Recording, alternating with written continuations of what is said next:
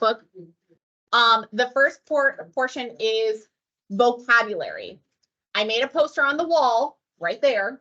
That's going to be up during your midterm. It's also going to be up during cycle 1. All the posters are supposed to help you with vocabulary or formulas or whatever. So this says the photo shows a portion of the St. Petersburg Clearwater International Airport. Describe the relationship between each pair of angles. The good thing is on your EOC, you never have to type in words. You might have to type in numbers, but not words. So this is like our answer choices. This is our word bank for these first couple. So for angle 1 and angle 4, angle 1 is here, angle 4 is here. These are two parallel lines that are cut by a transversal. So I have to decide what kind of angles angle 1 and angle 4 are. They're across from each other on the same intersection. So we have to decide from this little word bank what type of angles 1 and 4 are. So if I'm looking at 1 and 4, does anybody remember, are they alternate interior angles, alternate exterior, same side or consecutive interior, consecutive exterior, vertical angles, or corresponding angles for 1 and 4? Take a minute, think about it.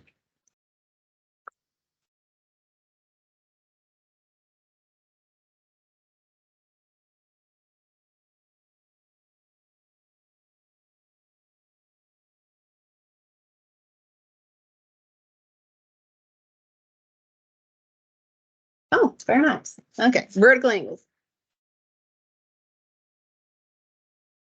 And I'll put the little angle symbol. So vertical angles are congruent. They're across from each other on an intersection. The next one is 2 and 7. So if I'm looking at 2 and 7, I have parallel lines. Remember, your parallel lines are like your sandwich. So your sandwich is like these lines.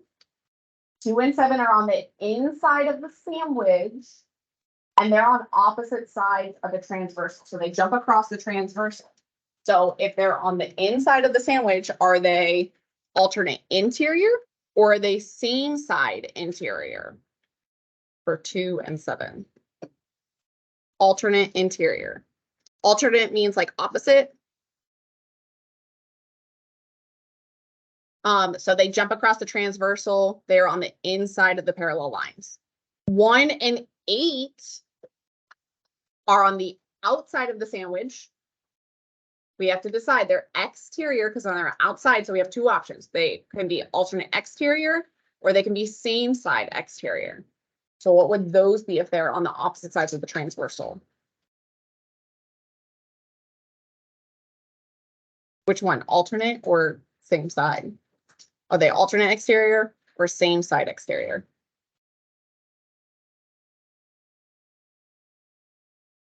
Alternate, good.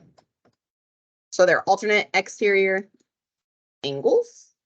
The next one is 4 and 7. 4 and 7, these ones, notice they're on the inside of the parallel lines. And they're both underneath the transversal. They're both together. They're not congruent. This one's small, this one's big, this is acute, this is obtuse. So what would I call those?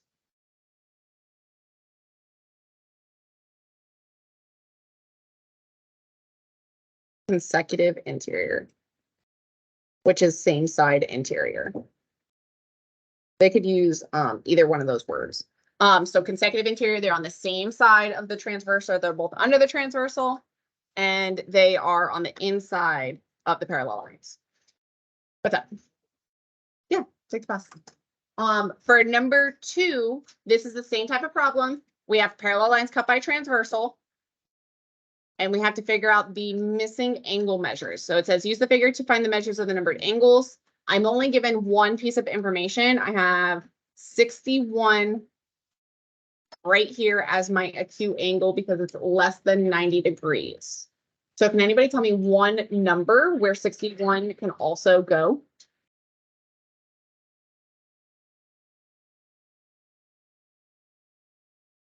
It can go at 1, it can go at 3. So I'll put 61 here. So I have 61 and 61. Those are corresponding angles. They slide to the next intersection. It can also go at 3. Somebody said 3. From the original angle, this is alternate interior angles. They're both 61. There's one more spot where 61 can go. 6. 61 and 6 are vertical angles. They're both congruent. They're opposite of the intersection. They're equal to each other. So now I have to figure out all the obtuse angles. So all the large angles. So if I know that 1 and 2 are a linear pair, they both form to make a straight line. How much does a straight line technically add to make? 180. So what would 2 and all the other obtuse angles be if they have to add to make 180? Somebody with a calculator.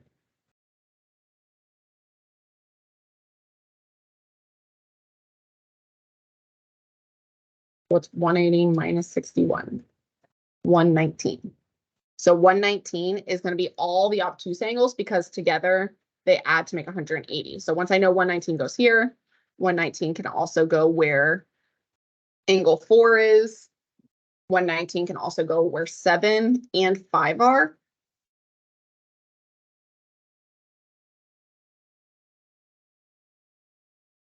We're going to skip number 3. We're going to go to number 4 just because I want to make sure we have enough time for the back. For number 4 is from the second week of school, I'm pretty sure. Number 4 is from a long time ago. This stuff was the transversal. This is kind of like current. This is probably like in the last month or so. 4, this is really old. So it says determine the weighted average of point P if point A has a weight of 2 and point B has a weight of 5. So I made a new poster yesterday because the other one was kind of ugly and it was annoying to look at. But the weighted average poster is right here. This is the formula for weighted average. We did this the second week of school.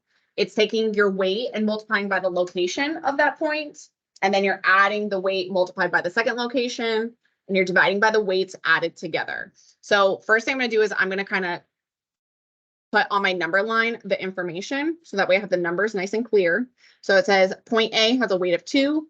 Point B has a weight of 5. I'm just going to call point B the first point. So I'm going to call this X1. Where is technically point B at on the number line?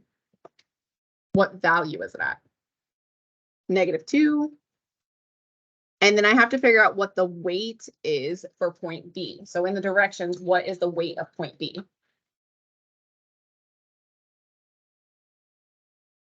Five. Point A, I'm going to call my second point. I'm going to call this X2. X2 has a location of 4, so it's at 4 on the number line. The weight that goes with point A has a weight of 2. So now that I have this stuff in, like kind of organized, we're going to take it and we're going to plug it into the formula. I'll copy the formula, but it's also on the wall, so you can look at the wall. My formula is weight 1 multiplied by the location of point 1. I'm adding weight 2 multiplied by the location of point 2. Once I have that, I'm dividing by the weights added together. So I have weight 1 plus weight 2. So I'm going to just plug in my numbers and use orders of operations to simplify. So the first weight is 5, and I'm multiplying by -2. I'm adding the second weight multiplied by the second location.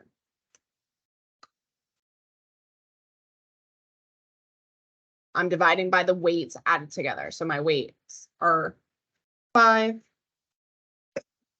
plus 2. And then I'm going to simplify. So PEMDAS for always, PEMDAS for life. I'm going to do my multiplication, then my addition in my numerator. So 5 times -2 is -10. I'm adding 2 times 4. 2 times 4 is 8. In the denominator, I'm combining my numbers. 5 plus 2 is 7.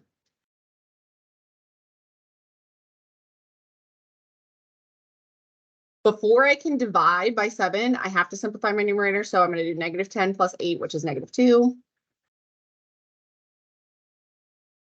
Over 7. I can't simplify that fraction, so I'm going to divide it and get a decimal. Most of the time, your weighted average is going to be a decimal.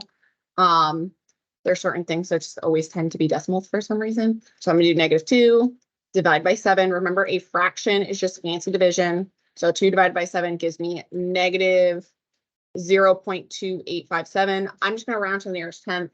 So I'm going to say negative 0.3 because the 8 would bring the 2 to a 3. So negative 0.3. The next question is just like number 4. So number 5 is just like number 4. Take a second, try to label, set up your problem, try to plug in your values, see if you can simplify your solution. You're going to get another decimal.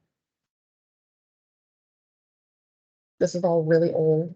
You probably don't remember it at all.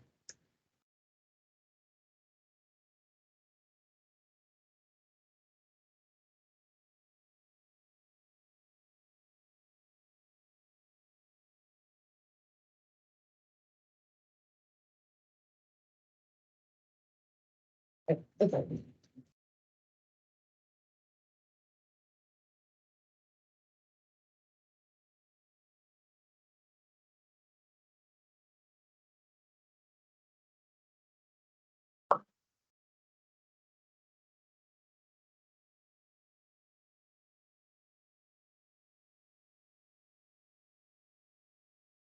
This is how your picture should be labeled. I think it helps if you label your picture.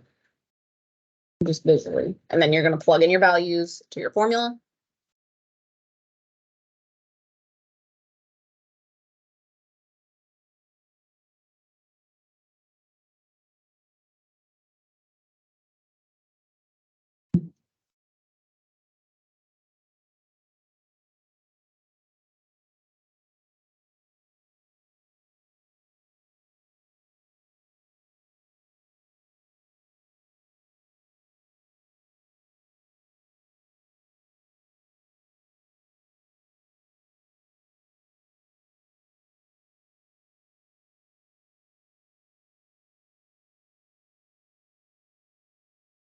So when I'm simplifying this, I plugged in my values. 2 times negative 6 is negative 12. 4 times 1 is 4.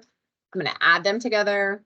And then I'm dividing by the weights added together. The weights are 2 and 4.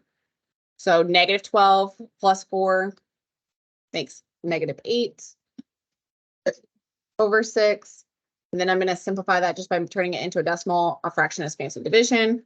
So I'm doing 8 divided by 6. Technically, it's negative. So you get a repeating decimal. You should get negative 1.3, technically repeating. On Performance Matters, this should be multiple choice. I would assume it's going to be multiple choice. On the EOC, they like to do little drag and drops and stuff like this. But this would be like an easy one that they would have you like type in because it's not a sentence or anything crazy. The next one is on your formula sheet.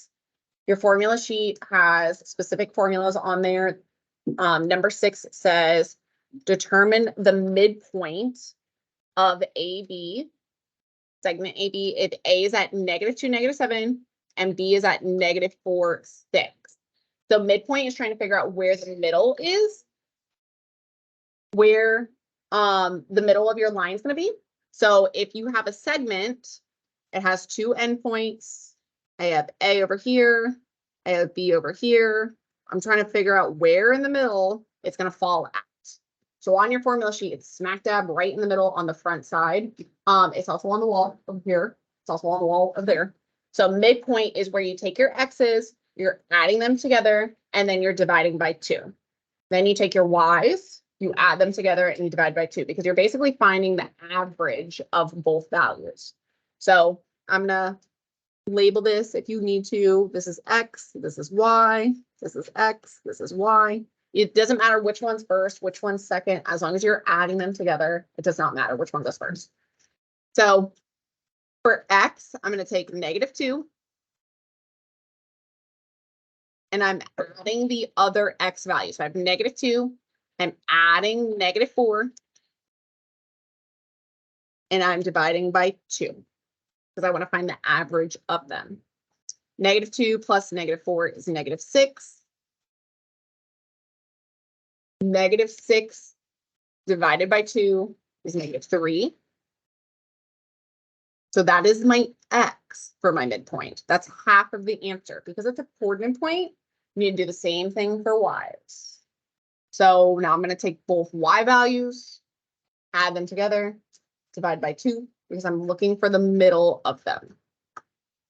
So my y's, I'm going to do -7, and I'm adding 6, dividing by 2.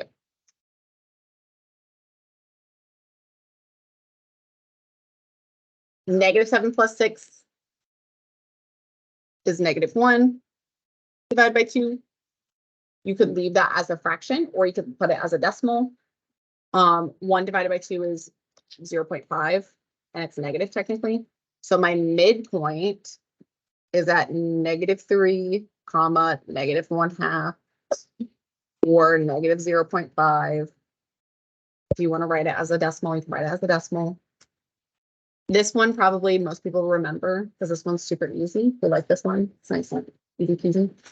The next one is using the same formula, but you're not finding the midpoint. So this time I knew both endpoints. I knew A and B were at the ends. I was trying to find the middle. The next one I'm using the same formula, but I'm trying to find one of the endpoints. So on the backside, it says determine the coordinate of B if midpoint of AB is 1, 2, and you know point A is located at -5, 9. So if we visually think about this, you're given a segment.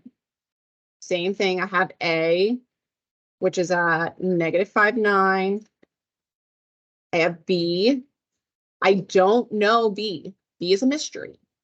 But I know where the midpoint is. My midpoint is actually at 1, 2. So I'm using the same formula, but not the same way. I'm not taking the x's, adding to the, or dividing by 2 to figure out the middle. I know where the middle is. So what we're going to do instead is we're going to put x in our equation and then work backwards. So normally I would do -5 plus a number divided by 2. But this time I don't know the second number. So I'm going to do -5 plus some x value that I don't know divided by 2 equals the midpoint. Is the midpoint's x value 1 or is it 2? Where am I going to end up at?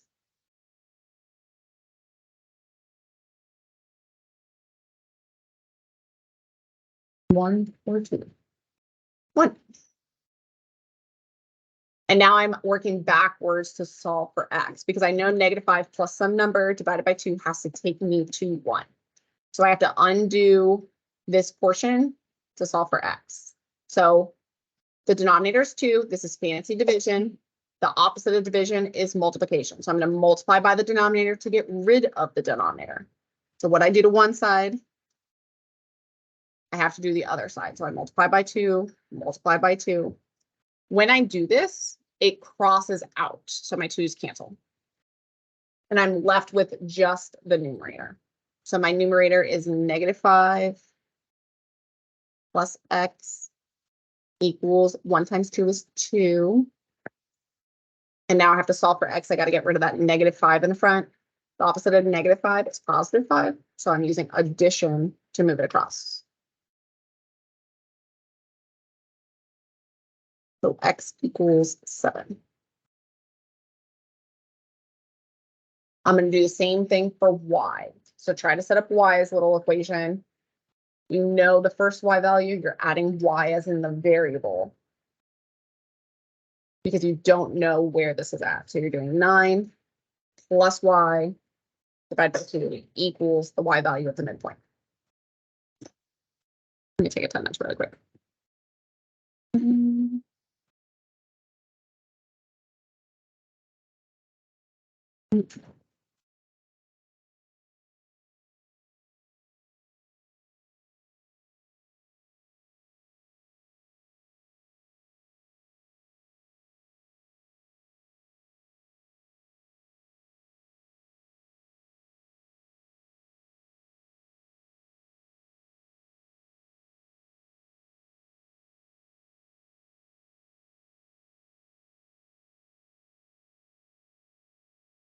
Okay, so you should have 9 plus y divided by 2 equals the midpoint. My midpoint's y value is 2.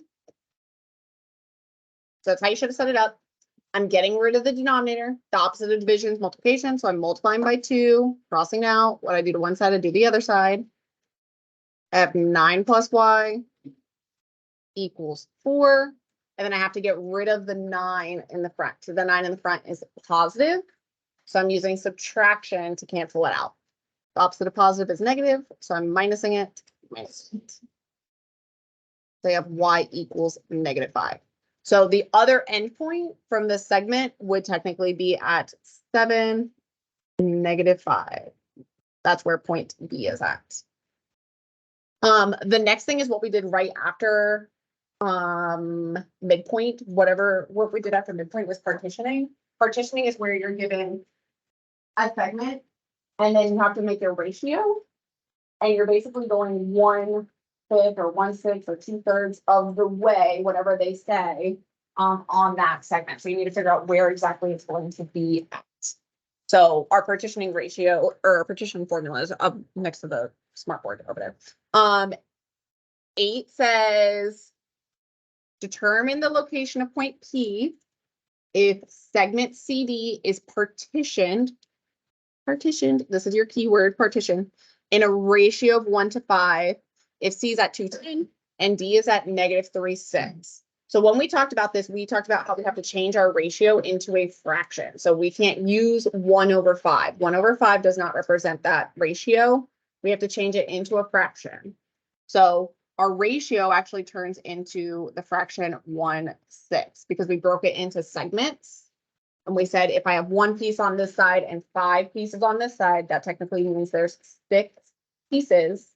I'm going 1/6 of the way. So what I'm using for R is 1/6. C and D, just the way they're listed, because I'm going from C to D. This is going to be my first coordinate point. This will be my second coordinate point.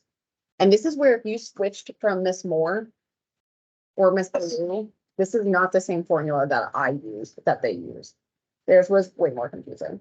They did some like crazy cross multiplication stuff instead of this one. So if this looks completely new to you guys, then that's because they used a different formula.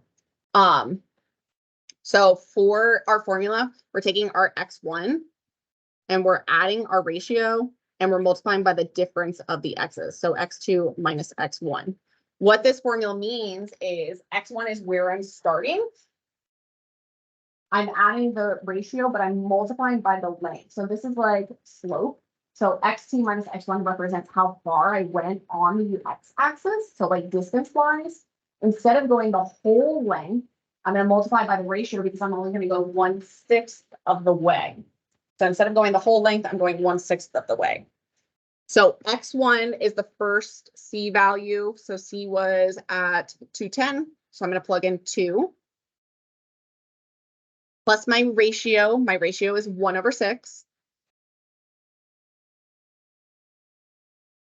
And if you remember how Miss Moore taught you, then you guys can do it. Miss Moore, so you're gonna get the same answer.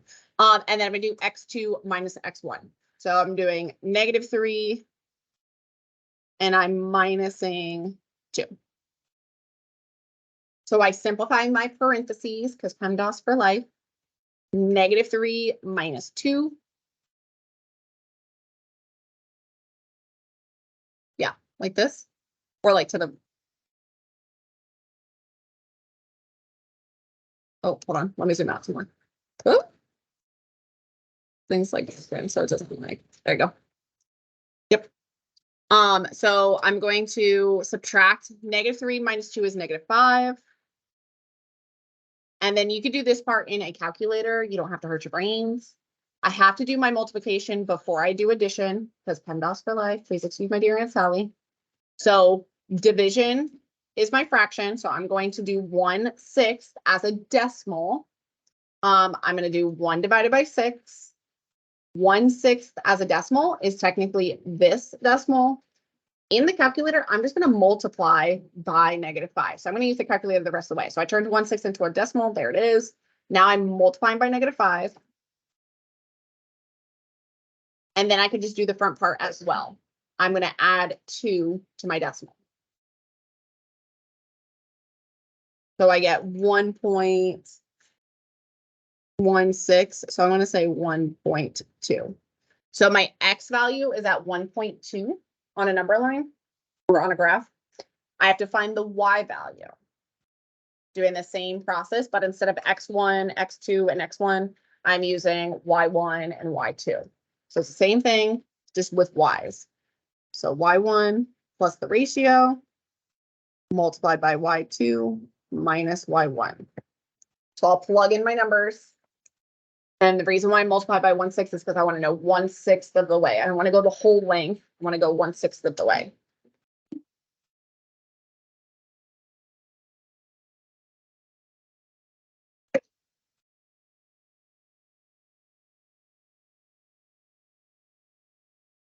So I plug in my numbers, simplify my parentheses, multiply by my ratio, and I'm going to add that front number.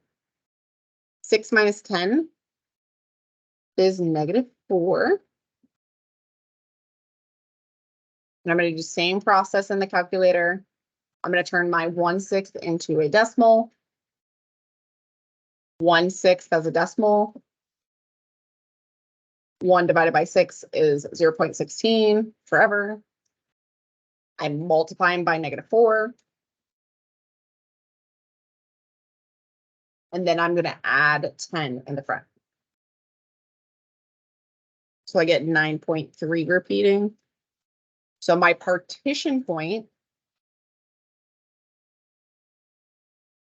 is at 1.2, 9.3.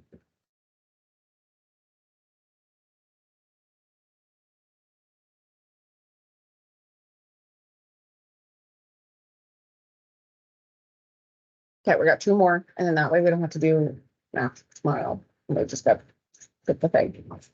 All of this is really old. Is it all coming? Is it coming back to your brain? Do you remember doing this? Kind of, maybe. No. No. The stuff that we've like, all of the segment stuff is literally from like the first 3 weeks of school. So it's like super old. So that's why I just wanted to like refresh your brains, hopefully. This is not technically new, but we did this for a while ago, like a month ago. So this says determine the perimeter of the following trapezoid. Perimeter is when you add up all the sides. So I'm going to add up all the sides of my trapezoid to find the perimeter. Now, the good thing is I have 2 sides of my trapezoid that are perfectly horizontal. They go side to side. If you have perfectly horizontal or perfectly vertical portions, it's great because you don't have to use a certain formula to figure out the length. In this case, F to G, how many total squares is this? What is the length of F to G if you count those squares? 3. So up top is 3. So I already know that length, which is good. The bottom is perfectly horizontal as well. I have to figure out the length from E to H. If you count your squares, you should get 7. Now we run into a problem. These are diagonals. I can't say I'm going 3 little squares or 2 little squares. It's kind of like rise and run. You're going up 3 over 2. It's a diagonal. It's not perfectly horizontal. Does anybody remember the formula I have to use to figure out the actual length of EF and GH? Which formula would I have to use?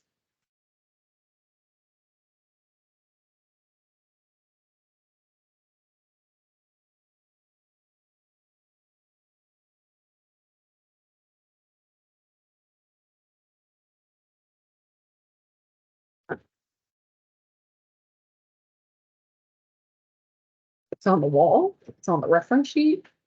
I'm just going to find the length of something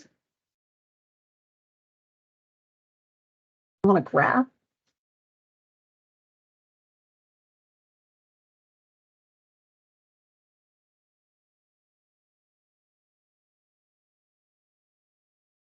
Which formula do I have to use to figure out the length of these segments? It's on the wall. It's on the formula sheet. There's a graph over there. Look at that. What's it called? Distance formula. Oh my God, Carl, thanks. You're the best. Okay. So distance formula is how you find the distance or the length of the segment. Okay. The good thing is this segment is the same length as this segment, because if you look, it goes up 3 to the right 2, up 3 to the left 2. So they're literally the same length. They're just different directions. So only you need to use the distance formula one time because it's going to represent the length for both segments. So your distance formula, you do not have to memorize. Your distance formula is the square root of x sub 2 minus x sub 1 to the power of 2 plus y sub 2 minus y sub 1 to the power of 2. Now you get to decide, because they're the same exact distance, they're the same length. Do you want to use negative coordinate points or do you want to use positive coordinate points? Negative or positive? Doesn't matter. You're gonna get the same. Would you prefer negatives or positives? Positives, because don't hurt your brain more than what it is. Okay, so we're gonna use G and H because they're in the positive section. So I don't want to like use the ugly ones. So coordinate point G is at 1, 6 over 1 up 6. H is at 3, 3. I'm going to plug in my values. It doesn't matter if you go from G to H or H to G. Does not matter which direction because it's a length.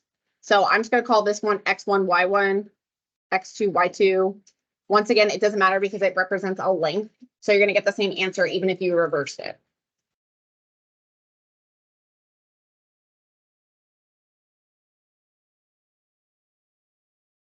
So first thing I'm going to do is I'm going to take my X's and I'm going to subtract it. X2 minus X1. I'm doing 3 minus 1. And I'm going to do the same thing for the Y's.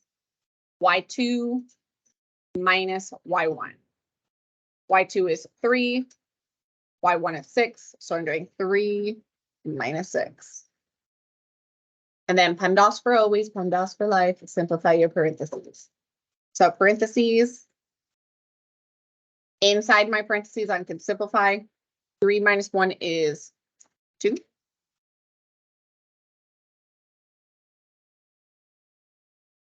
Three minus 6 is negative 3.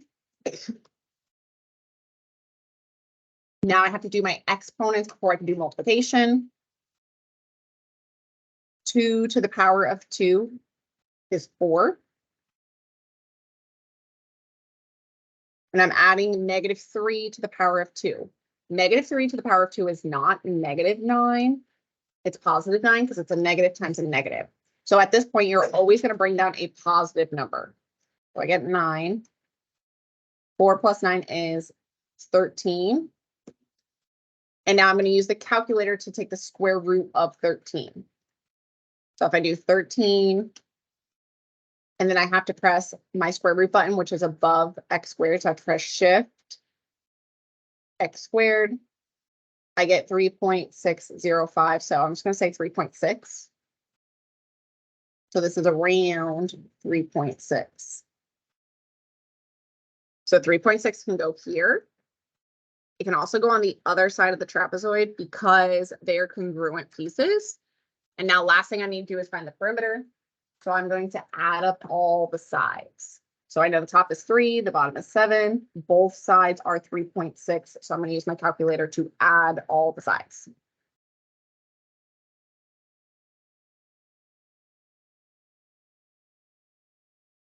So you should get 17.2.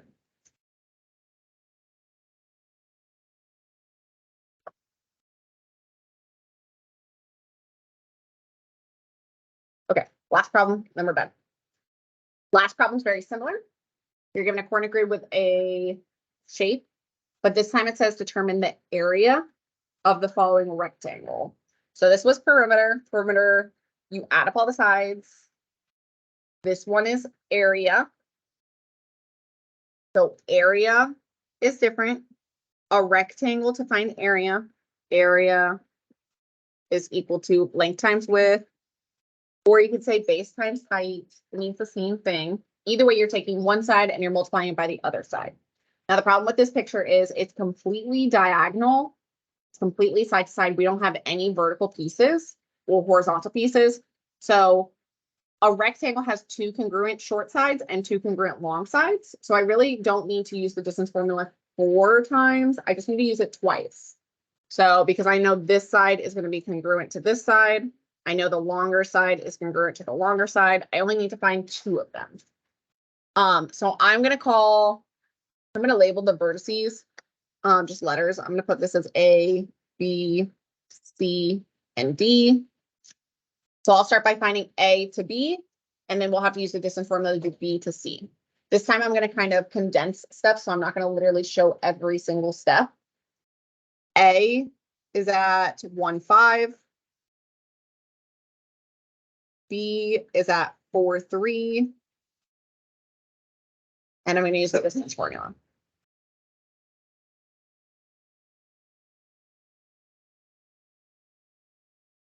So when I'm doing distance formula, I take my x's and I subtract them. So I'm doing x2 minus x1.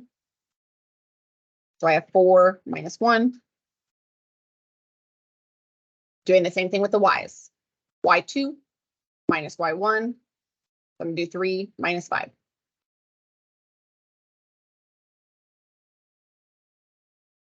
If I take 4 and I subtract 1, that's 3. 3 to the power of 2 is 9. 3 minus 5 is negative 2. Negative 2 to the power of 2 is 4.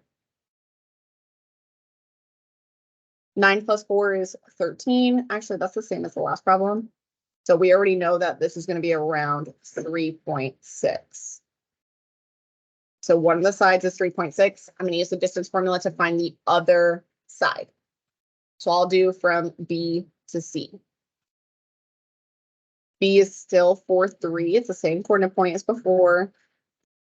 C is 0, negative 3.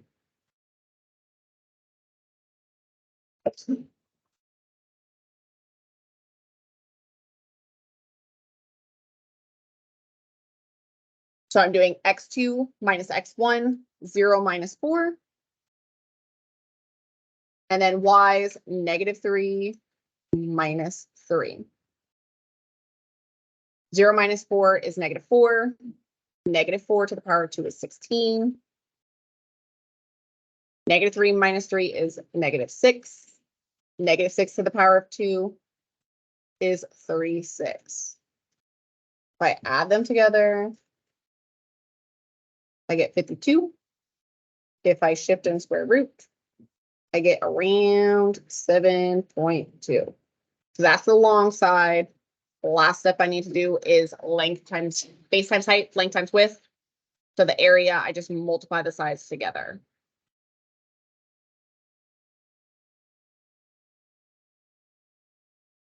.6 times 7.2 is 25.92.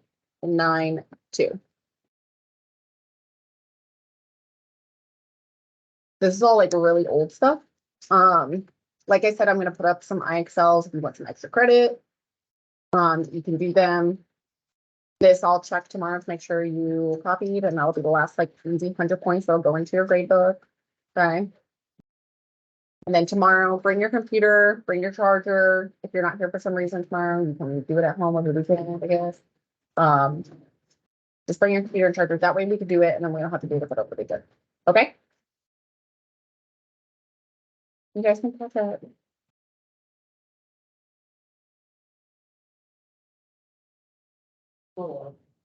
Yes. So which part? Or which number? 9? Yeah.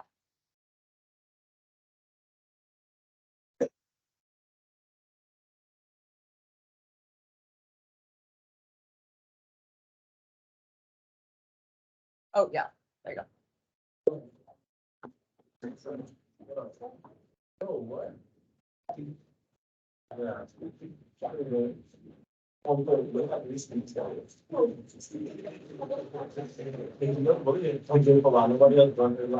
Anything on that CMC like? Sure. And people look all afraid of you. Go, go!